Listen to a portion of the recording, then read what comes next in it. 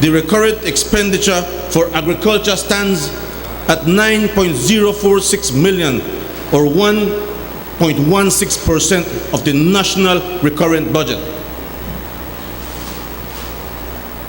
If this is the way the budget was prepared, then there was truly no serious budgeting this year.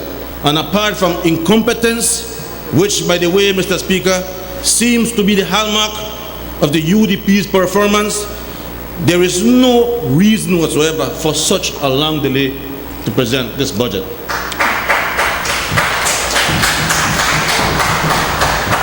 Capital 2, Mr. Speaker, is the most, to me, important component of this budget, because it is in these programs that you will find ways and means to propel agriculture forward, to make it be the backbone as we really say it is. Mr. Speaker, and I must admit, and they say give credit where credit is due, there was an increase of 1.47 million to 4.4 million, Mr. Speaker, an increase of 2.97 million in agriculture only. For the first 4 years in government, the UDP had to deal with these issues and put Belize's economy back on the right footing, and deal with them we did. By putting prudent management back into our central bank and by working closely with our banking institutions, we have seen a general reductions in interest rates, an increase in available funds to be lent to the real productive private sector, and a general sense of responsibility in our banking system. This has allowed us to ride through the global recession without the banking casualties we have observed regionally and in the US and Europe.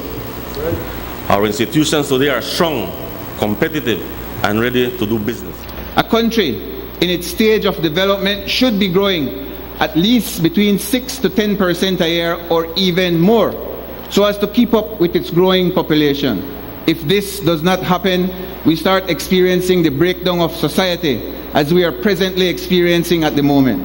Due to this, every year we have more graduates with no hope of a job, no real future in this country. This also leads us to constant brain drain and to the increased criminal activity.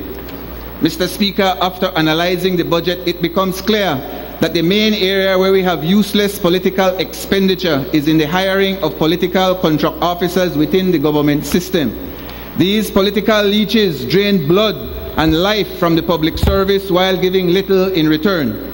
The people of Belize need to understand that these people are different from our respected public servants.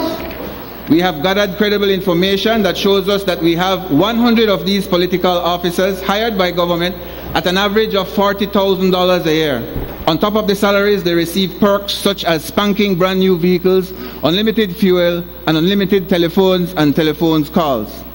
There also exists what you call triple dipping, whereas these same people sit on statutory boards, are on pension, and receive stipends all over the place.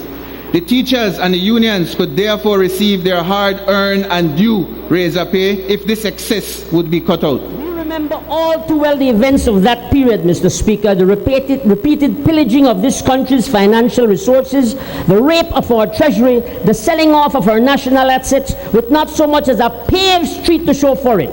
No, Mr. Speaker, we cannot forget, because we are saddled with a crushing burden of debt that, was it not for the skilled guidance of the Minister of Finance, would have long ago brought this country to its knees.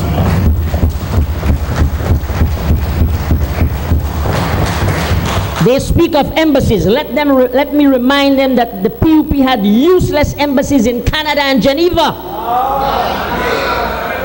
And Mr. Speaker, as this budget shows, we are not on our knees. And despite the worst global downturn since the Great Depression, we can in fact boast a rate of economic growth that equals or exceeds most of the mighty nations of Europe and even the great United States of America.